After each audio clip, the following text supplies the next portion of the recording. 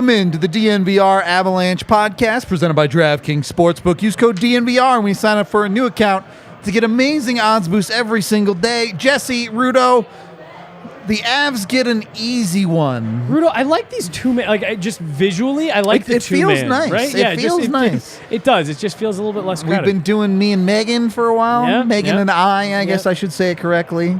Yeah, I think either one. Yeah. Grammar's never been my strong suit. That's why I do video and don't write. Okay. Now it's Jesse and Rudo. Yeah. Easy win. It was. Appreciate the Avs getting it done on the good side of things tonight. 5-1 ends up being your final. A game that felt over for the majority of it too. Yeah. It was so I wrote about it in my post-game piece that the Avs have really struggled this year to get that extra goal and put teams away. They can have good starts, nice stretches in the second period. They'll get leads, whatever, and they can't get that last one to put the game in the rearview mirror. They've allowed teams to come back in. Yep. It felt like they were able to push the lead to 3 goals in the first.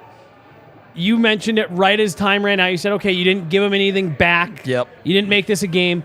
And they come out, and it was, I'm not trying to step on the toes of your 60-second pop off. The shorter you can make it, the better. All right. That second period, again, you and I talked about it during the game. Like, that was as close to a perfect second as you can have in the context of you're on the road. It's a team that desperately wants the points. Yeah. You just smoked them in the first. You knew they were going to push back.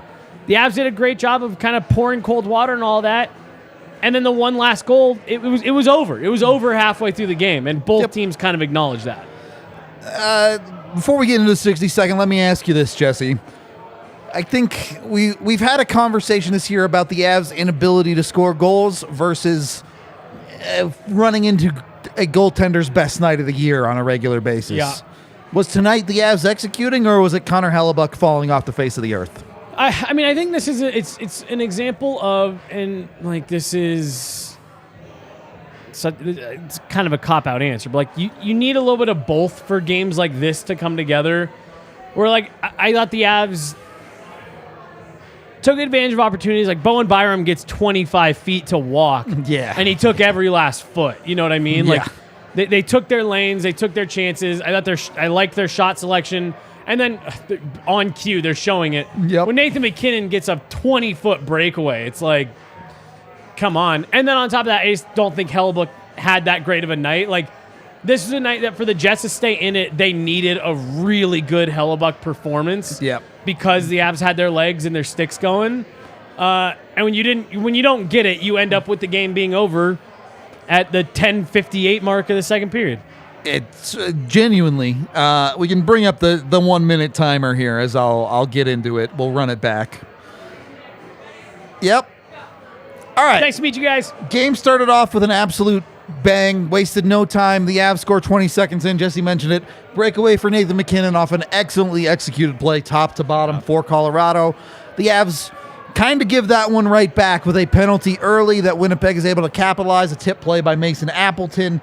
And then the Avs decide that they're good at hockey and want to win the hockey game. Pretty dope. They just ball out from there. A 2-on-1 with Mikko Rantanen, who finishes very nicely next to JT Compher. Great shot. It was an unbelievable shot. You get a then nice tip play from JT net front a couple minutes later to get him to a 3-1 lead. And you cap the first period off halfway through with a Bowen Byram. You mentioned it. Questionable play from Alex Newhook that we'll get into, but Byram uses the space, makes it 4-1. Bullet. Second period, the Avs give Winnipeg almost nothing. Eventually, after a couple of tries, Matt Nieto converts a chance to get it to 5-1. And the third period was academic, just unnecessary in this hockey game. 5-1. The timer went when you said 5-1, but that, as we said, that really was the game. Exactly. So exactly. I count that. Close enough, right? Rewind it back. I don't know if Tiff has the graphic ready yet because I wanted to do this at the start of the show. King of the game, we're going with Nathan MacKinnon. All right. Look, I think there's a very good argument for JT Compher. If you want to throw Mikko on that list, I think there's some other guys. But we've talked about this a lot. When you're looking at emotional leaders for the Colorado Avalanche, Nathan MacKinnon coming out and dunking on Connor Hellebuyck 20 seconds into this game just puts the Avs in a headspace where it's like, okay, we're doing this tonight. You could see it on Nate's face. Yeah. You could see it on his face where it was like, ooh, we talked about having a good start. We all said we were feeling it, and we got a 1-goal lead 20 seconds into this game. And jumping ahead just a little bit, my favorite part of all of it was, so Winnipeg comes back and scores just a couple minutes later on the power play. And you worried that, like, is that going to derail them from such a good start? And the Avs just kept going. Yep. There was no stopping that train. Kept pushing, and I think it was only 3 minutes after that Mikko Rantanen puts him back in the driver's seat. And it was just, this really was, given the context of this game, the opponent, knowing that you've got a back-to-back tomorrow, where you're at in the standings, or where they're at in the standings, all of that, this is as close to a perfect game as you could get. Agree. In this situation. Fully agree. When we talked about this a little bit in the pregame show, the Avs certainly understand the moment and can live up to expectations. And they blew the expectations out of the water tonight. Yeah. They showed up and said, yeah, we're taking this one. Get out of our way. No problems to be talked about here. You said it. It was near perfect game. Really don't have very many negatives to talk about. No. The one thing I do want to touch on it in the first period, we still haven't seen a replay of that penalty, so I don't know how genuine it was. Right. But I'm going to give the refs the benefit of the doubt. I'm going to assume it was a real penalty. You got to clean that up. That's the type of stuff that hurts you bad when it gets to the playoffs and things like that. It's so, look, we were just talking about, like, it was really great. It was encouraging to see that they responded right away. Mikko Rantanen gets the goal back just a few minutes later, and they're back in the driver's seat, and they kind of never looked back. But it's those moments that have derailed them this season. Yep.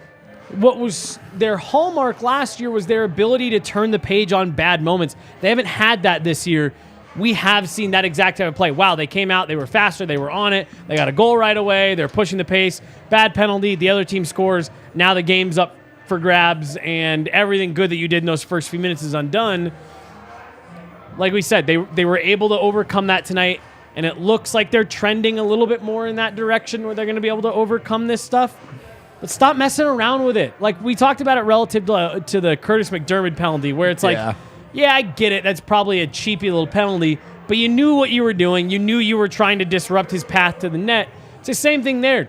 And again, having not gotten a look at the penalty, just stop putting yourself in those situations where you could potentially be upsetting any type of momentum that you've built. The Avs did a great job of making their life easy tonight. That penalty was not one of those moments. Yep. They did almost everything in their power to make their lives easier over the next 48 or 36 hours. Yep. With the exception of that penalty. Yep. So, just wanted to point that out. That one goal comes back. I genuinely have no problem with how this goal was played from Colorado. It's an unbelievably good tip from Mason Appleton. Yeah. The solution there is don't take a penalty in the first place. You move on. And nothing you want Georgiev to do different on that tip. That's a fantastic tip. And you've brought us into this room, so let's just talk about it. Not going to get a ton of credit tonight because it was a 5-1 game. Right. Georgiev made it look pretty routine in that for Colorado. There were multiple instances in that second period and even into the third period a bit, where, again, the Avs weren't really giving up much, but there were a couple moments, a couple opportunities where Georgiev had to make some nice saves. I think of the 2-on-1 where he comes out, is a little bit aggressive, gets his stick in the lane and breaks up the backdoor pass. Yep. Like, those are the moments that, again, I always give AJ a hard time with the timely saves things just because I know he doesn't like that. But, like, that's what a timely save, for me, that's what it is. You're up 4-1. This game should be out of reach as long as you can keep this gap here heading into the end of the second. See if you got another one. Him making just a couple of those saves to keep it 4-1, that's a timely save for me. if you give that up, you don't know how it changes the complexion of the game. Other team can't come back if they never start the comeback, right? So, someone mentioned it in chat. With the beard, you can call me Babraham Lincoln, by the way. There you go. I like that's what I'm going with these days. It's fine. That's good. That's good enough. But I did want to give credit to the defense in front of Georgiev as well. I know you were writing it in your game story. I say a lot. Goals are the result of multiple mistakes stacking on top of each other. And the Avs absolutely made singular mistakes in and around this game. But time after time after time tonight, the guy on the backside of those mistakes is making the correct play, is not letting things stack up against Colorado. The defense was activating when it needed to. They were pinching at the right moments. You were getting forward support back when those pinches maybe weren't played out exactly how you wanted them to. They were making the right reads all over the ice. And to your point, when they didn't, like I mentioned a minute ago, they were getting that support, whether it be from a D partner or from a forward coming back. That was not to the level, because we talked about Game 6 of the Cup final during the watch long about like maybe being like that's just it's clinical in terms of like shutting a team down on a 1-goal lead. But like this was shades of that, where it's just like obviously the 4-1 lead is a little bit different, but it was methodical. It was the right play after the right play after the right play. The correct pass. They're winning battles, getting pucks up and out. Even the power play that Winnipeg had in the third. JT Compher on his offhand, wins it back. Bowen Byram, one touch Zips around the it. glass, out of the zone. Yep. And it really was, dude. I just by happenstance ended up on a couple Game 6 Stanley Cup, or excuse me, Game 2 Stanley Cup final highlight packages. The domination. Yeah. In the last couple days. But like that's something that a lot of people talked about. It was just the Avs made the right play every time they touched the puck in that game for 60 minutes. And I felt like the back half of this game was a lot of that. They just weren't making mistakes. Yep. If Winnipeg wanted anything, they had to earn every last inch, because the Avs didn't give away anything for free. And we talked about this a little bit on the watch long. I think this was. All right, I'll put it this way. I don't think this was anything special for the Colorado Avalanche players. I agree. I do think this was a little bit of a wake-up call to the Colorado Avalanche fan base, who have found themselves falling into those ruts, watching the Avs blow some of these leads this year. This game was a statement from Colorado saying, oh, no, we can still do this. These, and I guess they're not these last two games, but it's this game and then the game against Edmonton that I think have been the best. Are those the last two games? Yep. Jesus, dude, this schedule. 4 days off, he'll do something to him, man, I tell you. So it's these last two games that to me have really been exactly what you just said, Rudo. Like, we're still here. Yeah. And I think it's been a nice reminder for them. Hey, you are still capable of this. It's been a great reminder for the fan base. And it's also been a nice little like wink to the rest of the NHL. Like, hey, boys, guess what? Hanging out. Guess what? We're getting healthy. A team that is now 2 points behind second in the Central, 3 points behind top in the Central. Yep. With games in hand, multiple games in hand on everyone, and are solidly, from a points percentage standpoint, solidly in the number 2 slot in the Central Division. 2 points back of the Jets, 3 games in hand, 1 point back of the Wild because they got a point tonight. Yeah. With 3 games in hand. The math for the Avs looks good right now. Like we always say, you got to do something with these games. But if you're Minnesota right now, looking at understanding you're probably ending up in the wild card spot in the Central, and you're looking at this Avalanche team, I have to think they're like, please no. Give us Dallas, please. Please give us Dallas. Dude, seriously. I just don't.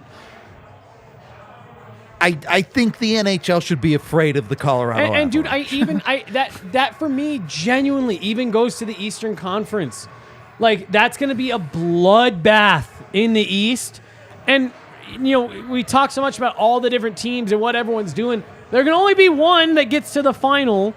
And I really do, man. I think especially the West, But the entire NHL needs to be looking at this Avs team like, we don't want any part. Yep.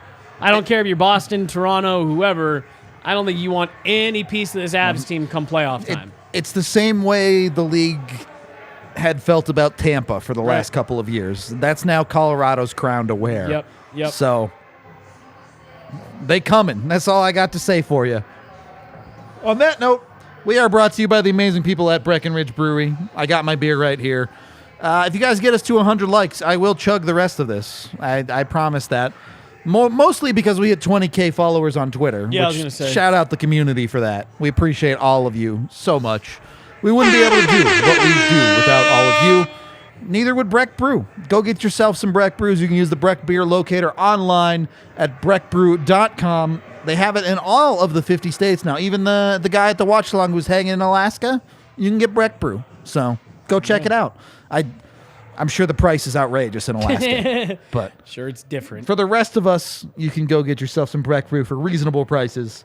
Go jump on it today, and once you've got your Breck Brew in hand, be sure you also get down to Illegal Pete's to get yourself an amazing burrito. Absolutely delicious burritos top to bottom. They have fresh ingredients covering whatever you need. You're vegan, they got options. You're vegetarian, they got options. You're not any of those things, but you're on a paleo or a keto diet or I don't even know the names of other diets. Yeah, all of them. Yep, they have options no matter what it is that you're into. So be sure to jump on it. Check out Illegal Pete's. If you want a pregame, which, we do have the party bus coming up tomorrow. We do have the party bus. Pregame and party bus, 3 to 6 p.m. at Illegal Pete's. Then you come to the bar and you hang out here, go to the game, come back to the bar.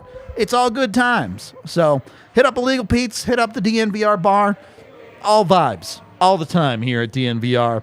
Second period of the DNVR Avalanche Podcast presented by DraftKings Sportsbook. This period, the Avs got it to 2-1, right? You had a beautiful play with MacKinnon, a very nice lead from Erod to get Mikko up the ice, and Mikko just beats Hellebuyck clean. I think you felt the Avs almost step on the gas more once they kind of got that 2-1 lead back. Yeah, oh, totally. They understood the situation the game was in, and they decided, you know what, let's go win this thing immediately. Put it away. And again, this is why I'm drawing some parallels between that last game against Edmonton and this game. Because again, it was the awareness of the situation. That Edmonton game, they're not playing their best hockey, but they were able to recognize we're in it. We're in it enough. Keep skating hard. Keep working hard. Yep. Like we have a couple times. In the same way that I feel like Winnipeg kind of waved the white flag this year, I feel like we've seen the Avs do that in a couple games. For sure. The game against Tampa, coming out of the break. Yep. And Jared Bednar even admitted that a little bit, that hey, it got to 3 and... packed it in. We kind of knew. Yeah. They recognized, hey, we're still in this against Edmonton. And they pushed and they pushed. God, that's a nice play. Willie's nasty. They pushed, and they were able to get back in it.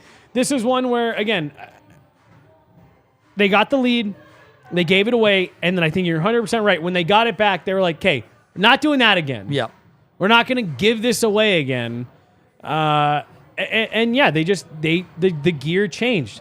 So many of the guys have talked to me this season about the team understanding when you got to raise the level in the back half of the year, and that's what veteran teams do and championship caliber teams and da-da-da-da-da. That, to me, is what we've seen these last 2 games.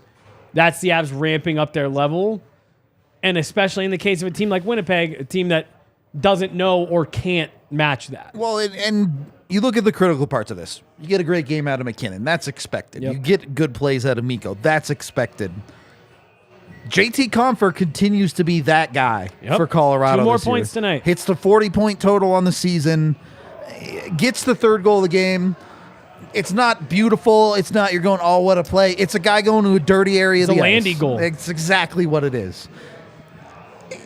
I cannot understate how important it is to have goals, have plays, have guys that are willing to do those things in this lineup. Yep. Because the skill is not going to carry you every night. It's great when it does, but you need that second wave of guys. Val Nichushkin, very good at this.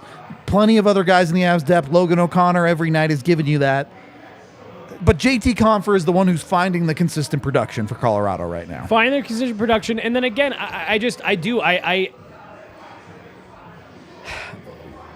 on the ice, I think he's done a great job of filling that Landeskog role. The production isn't quite the level that you would maybe think. You think that it would maybe be if it was Landeskog. But 40 points, you feel totally fine about that. If he pushes 50 by the end of the season, you are over the moon. The Avs, a lot of the conversation surrounding this team this year was how are they going to replace Nazem Kadri and Andrei Burakovsky's production. Yep. Compher has almost single-handedly replaced Andrei Burakovsky. Yep. Yeah. Like, just by himself. Yep. And he has filled that role of going to the front of the net, mixing it up after whistles, kind of getting under guys' skin, playing hard below the goal line. Yep. Like, he's done everything that you need him to. And then to your point, you have him going, you have your top guys going, and then that fourth goal is Byram from Cogliano and Newhook. Again, just that goal right there was exactly what gave teams fits. Yep. Fits last year. On the rush, quick transition up ice from your depth. well, so it's twofold, right? Your depth, get in there. They provide position. They get you going into the offensive zone. They push in deep. They force the other team to come down. And then they feed it back to their defense, who just dunks. Right. And then again, that's where this Avs defense really does, being as good as it is, really does make the difference. Because, like, you're dropping that to one of Bowen Byram, Devontae, Sam Girard, Cale Makar when he's healthy. And it's like, yeah, the Avs have the best offensive player on the ice in, like, most situations. It's, especially with those depth lines, it's a wild look when you pass the puck back to your defense and you're like, oh, that's the best player on the ice right now. Right, for either team. Yeah. And again, it's just like, that's a great drive to the middle by Newhook. He dumps it off, and Cogliano, that's just system stuff. Yep. Cogliano pulls up, and he knows he's got someone coming late. And then that was the goal where we referenced, you're going to give Bowen Byram 25 feet. You're in trouble. You're in trouble when he takes it. Now, with that being said, Alex Newhook kind of just dumps a guy in front of the net. So you and I said at the time, we were like, well, that's really something that you see the NHL call it like 50% of the time. Yeah. And as it turns out, that was exactly how often they called it in tonight's game, because a near identical play in the third period got called on the Jets. Oh, man. Honestly, I thought that one was going to be, because we don't have the sound on the TV up here. We do not. We just hear it from the bar. We get like half of what's being said. Right. Yeah. So I was expecting that, there was probably a whistle there we didn't hear. Yeah. Because really, Newhook, like he dumped the guy just right cross-checks him right in the numbers. Right like, in the numbers. I don't know, yeah. In the playoffs, I wouldn't expect that to be called. Probably not, unless you're Toronto.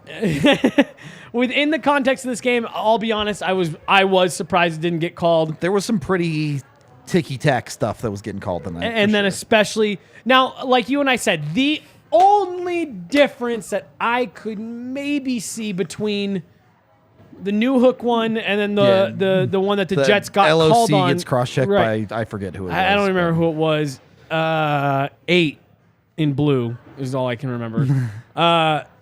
Was that puck was coming to Logan O'Connor? Loosely. As where the one in the first period, that defenseman really didn't have a chance, Newhook or not, to make a play on that puck, is the only rationale that I could see. Yeah. But even that, I feel, is pretty liberal. You're getting real generous at that point, for sure. But, yeah. You know, those penalties really didn't change the outcome of the game that much. You got to be lucky to be good. The Avs definitely got some luck on their side there. Look, take it where you can get it. The Avs have had plenty of stretches of tough luck this year. Right, so. right. And this really is one of those moments where, like, we talk about it, you know, as the year goes on, where, like, the Avs do get a bad bounce. And, you know, you have to say those bounces come back around. Well, there's one. Perfect way to put it. I don't know what more you can ask out of Colorado than what you got from them tonight. Like, genuinely, you look at this game, especially on the front half of a back-to-back, exactly, and you say, this is perfect A1 hockey. You've done a good enough job to set yourself up for, yes, the schedule sucks. Mm-hmm. No one's going to lie to you about that. You can't do any better job of setting yourself up for tomorrow if you're Colorado. The Avs came into tonight 7 out of a possible 8 points in the first 2 back-to-backs. They are now at 9 out of a possible 10. And you feel good going into this last game. And then on top of that, to your point, Rudo, you gave yourself an easy-ish night tonight. It's a 6 p.m. Mountain start, so you were able to really manage your minutes in the third. Yep. You're probably going to get in bed at about 2:30. Yep. No morning skate, or at best an optional, so the guys can get to the rink a little bit later in the morning for meetings and stuff. Instead of it being there at 6, maybe you're there at 8:39-ish. Yep.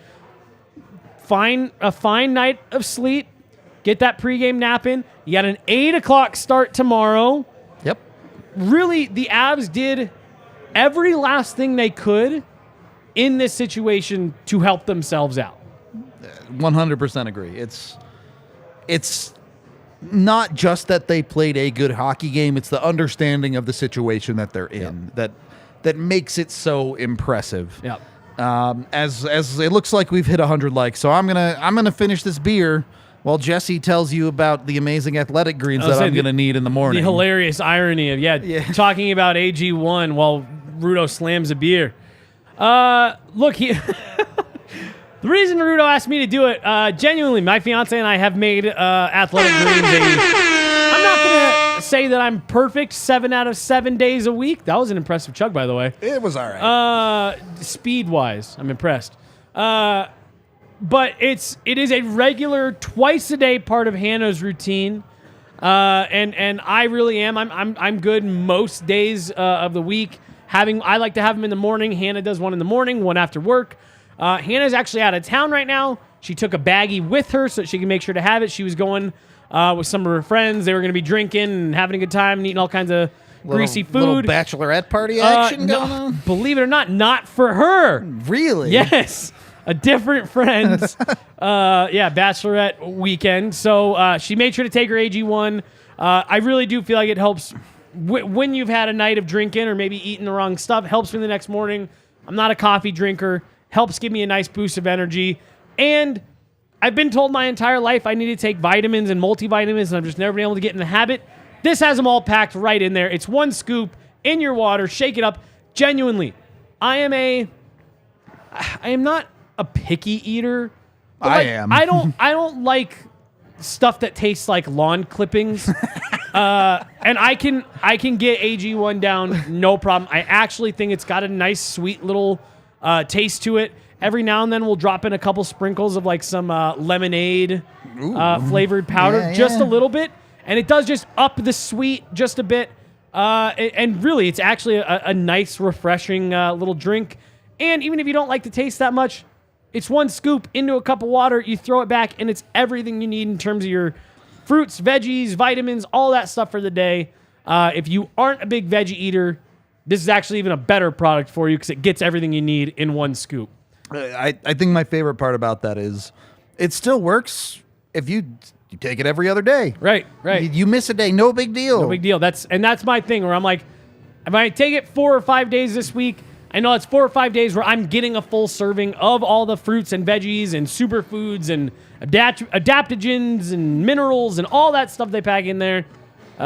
You get it with one scoop. And again, who can't just throw something back even if you don't like the all-natural taste? But again, I really do. Of all things that I've had, and my fiance used to be a vegetarian, and she's still 98% a vegetarian. I'll talk her into a chicken tender every now and then. I've tried a lot of... You would talk her into a chicken tender. I know. I've tried a lot of like plant-based, all-natural, organic. There's a lot of gross stuff out there. I really enjoy my AG1 So shake. Hit them up. Go over to athleticgreens.com/avalanche today. order yours. When you do it, they also give you a travel pack, a supply of 5 packages, so you can bring it with you wherever you go. Take control of your health. It helps boost your immune system. Get on it with Athletic Greens, athleticgreens.com/avalanche today. Also brought to you by DraftKings Sportsbook. Apparently the play is bet your life savings on the first period over, according to this hockey game. Yeah. That worked out pretty well. Shout out to my buddy. I mentioned him in the pregame. I'm not going to say who it is, but he texted me earlier saying, hey, is it a first period over kind of night? And I said, yeah. Not realizing this dude was throwing $270 down on it. He sent me a text after. He's like, yeah, pretty easy win. I was like, thankfully. Dude, I'm not being on the hook if you lost that bet. Jeez. But it's always a fun time with DraftKings. And the best part is if you're new, you can use the DNVR code, put in $5, bet $5 on whatever you want, and they give you $200 to play with. So you're messing around with $200 that aren't yours. It's not a big deal if you don't hit your bets with that stuff. So jump into it. I'm going to be honest with you. I don't often recommend betting on hockey. It's a very random sport. It's tough to predict. But you can go in and bet on scripted NFL football. Or the USFL and the XFL and whatever football leagues they got going on right now. You can bet on the Nuggets, who are a really good bet right now because they're a really good basketball team.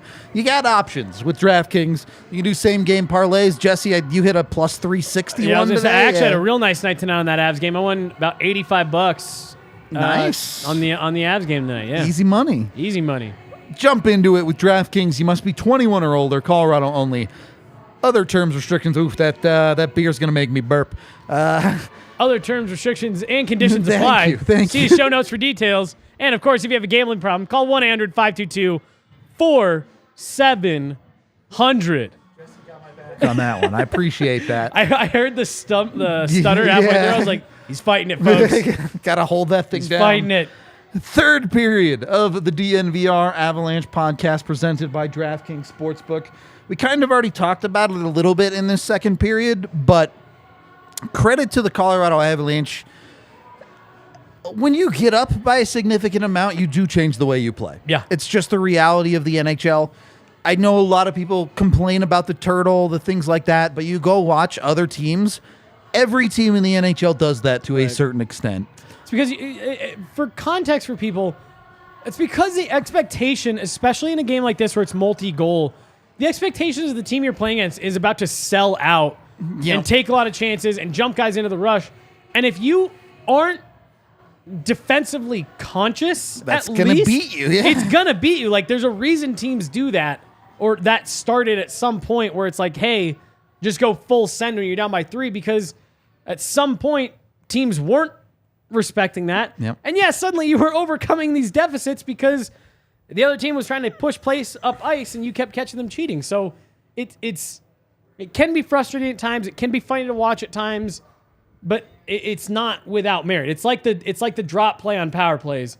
Yeah. There's a reason everybody really does it. Point. Yeah, there's a reason everyone does it. And the thing is, there are different levels to this. In the third period of this game, absolutely. The Avs basically just stopped playing offense for a good portion of that. Yeah. In the second period of this game, the Avs just completely smothered Winnipeg. Mm-hmm. This wasn't even necessarily a turtle.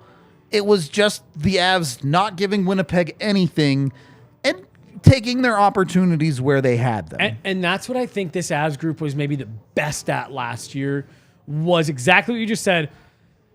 Kind of bottling teams up and saying, we're not going to punt on offense, but we're only going to take it if it's a really, really good opportunity. We're not going to put ourselves in danger on the back end of the play. Right, yeah. If we see a lane, we're not going to shy away from it, but we're not going to dive headfirst into every lane that we see, like this team at times can absolutely willing to do if they're down a couple goals or something. And can be very good at it.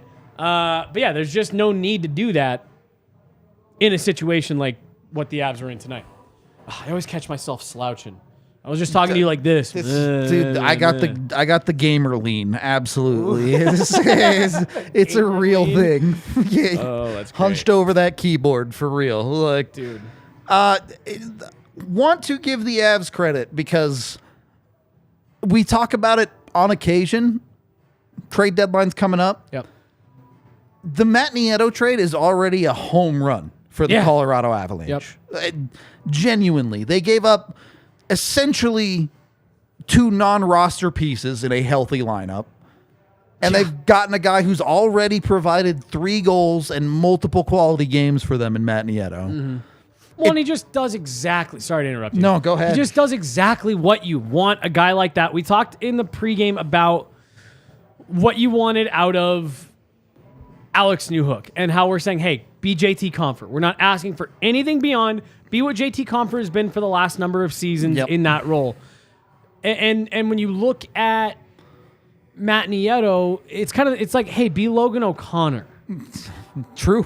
And he's doing that. And you're now that fourth line, you're dealing with 2 Logan O'Connors out there, and you're just going to end up in good opportunities when you're working that hard along the wall, when you're pressing, when you're forechecking teams as hard as those guys can. And Matt Nieto's probably got a little bit more finish to his game than a guy like Logan O'Connor does, and so it's just he's complemented perfectly.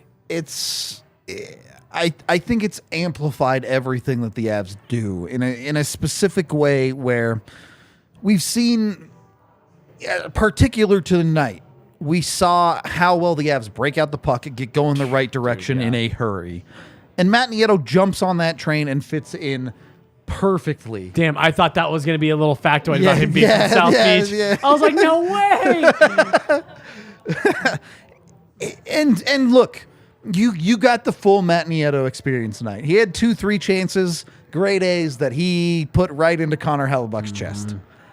That's Matt Nieto. Yeah. He also got one of them to go. Yep.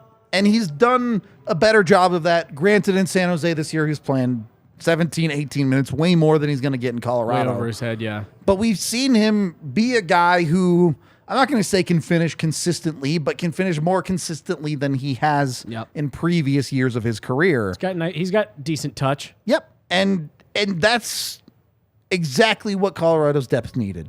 So, 1, credit to Matt Nieto for being that guy, and 2, credit to Colorado's front office and their scouting staff for year after year after year finding that guy. Yeah.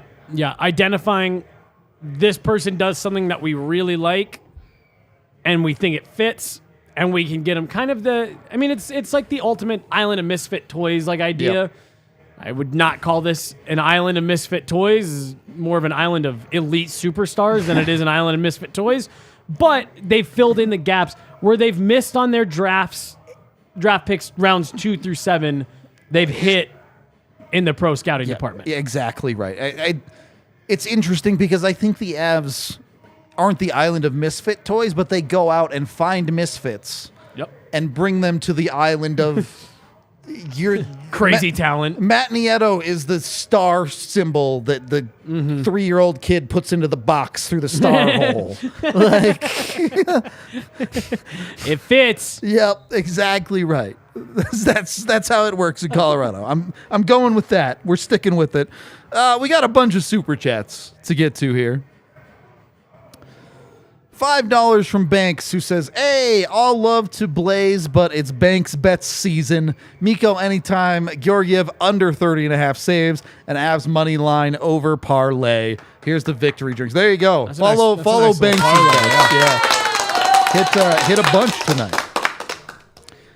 $10 from Nate, who says, called 222-2222 for Hellebuyck, but in Alaska, you just get a taxi company, which he probably needed just the same. Yeah, the problem is, a lot of those are Hellebuyck's fault. Bacchus and Schenker can't help you if the accident was your fault. That's fucking great. Drew with another $28, you absolute madman. Love watching the guys dominate in person. Let's effing go, boys. Woo! Avs, as far as penalties, Hunt and McDermott were reasonable. I can't read whose Mac's penalty was mystical. Yeah. Oh yeah, that was that one was hook. Straight up made up. Yeah, I don't know. Terrible call. I don't know. Again, I think the Avs got as much benefit of the doubt, if not more, than Winnipeg did on the reffing tonight. So. Yeah. zero problems with it. Just your standard NHL ref night, which is bad. $10 from Melanie, who says, thanks for your content. Love to listen and learn. Go Avalanche. Thank you very much, Melanie. $2 from Degro, who says, Sammy G Tornado was great. Lost dude. him that in his own zone, too. That's usually an offensive zone for him. But he caught whoever that was fully. Yep, just dunked him. $2 from Billy, who says, I cannot wait to see the 4 Norrismen play together. We keep waiting, and they get one game, and then somebody gets injured. So I'm not even going to think about it. I'm just, if it happens, it happens, all right? $2 from Vaguely Sober, who says, the Hoot on Homies for life. Sweaty Boys still on IR. I'm telling you, the Avs mantra this year should be Sweaty Boys. Sweaty Boys. They got to work. They got to earn it. All right, go out there and get it done. We appreciate all the love from all of you. Again, it's been kind of a cool time for us. 20,000 followers on Twitter. The YouTube just hit 34,000 subscribers. You guys are awesome. We appreciate it. Jesse, we haven't really talked about the third period simply because I don't think we need to. I wrote almost nothing about it because it was pretty open and shut. Exactly right. Did the Avs play an amazing top-end third period? No. Did they have to? No. Nope. It looked like a third period where they were making sure that guys got some rest, evenly distributing some ice time. Yep. Without just punting on the third altogether. Georgiev made there was one save I can think of in particular that it's like that's a nice stop. You said it earlier. It was just for show. Yeah, I mean, look at the minute distribution tonight. I think pretty much sums it up. The top defenseman was Sam Girard at 23 minutes. No one is playing outrageous minutes. No one's going way over their head. The low TOI for the entire team was Brad Hunt at 9:13. Yeah. The lowest forward, Dennis Mulligan at 9:15. Every other forward played over 10 minutes. Yeah. See, I think you feel great about that heading into a back-to-back. Exactly. And the Avs get it tomorrow night. They get to go against Calgary. That finally ends this nonsense lunacy, of a schedule. Yeah. 3 back-to-back sets across 12 days, 10 days. I guess 11 days tomorrow. What are you doing? What are you doing, NHL schedulers? I don't even know what to tell you at this point. Any final thoughts, Jesse? Anything on tomorrow? I don't think so. Yeah, party bus. Yep. We'll all be on the. Well, not AJ. AJ is still driving. We'll be driving back. But you, me, and Megan will be on the pregame. Yep. I think we'll be on the postgame. I may not, but certainly Megan and I will be. Should be a fun time either way. Yep. I don't actually know what section we're sitting in, but I'll tweet it out when we get there. If you want to come say hi to me, maybe Jesse or Megan will come swing by for an intermission or something. It should be a great time. If you're at the game, come say hi to us. We will still have post-game as well. It will be probably a little bit delayed. We got to get back from the arena, things like that. But we hope you'll come join us for a fun time on tomorrow. And then next week is games and trade deadline speculation for the rest of time. Yeah, dude. It's going to be fun. It's going to be fun. Looking forward to it. On that note, we're going to get out of here. We're going to try to get home at a reasonable hour for once in our lives. It's not going to happen tomorrow. Yeah, fuck. We appreciate all y'all so very much. We will talk to you tomorrow, I suppose. Until then, enjoy this sick W.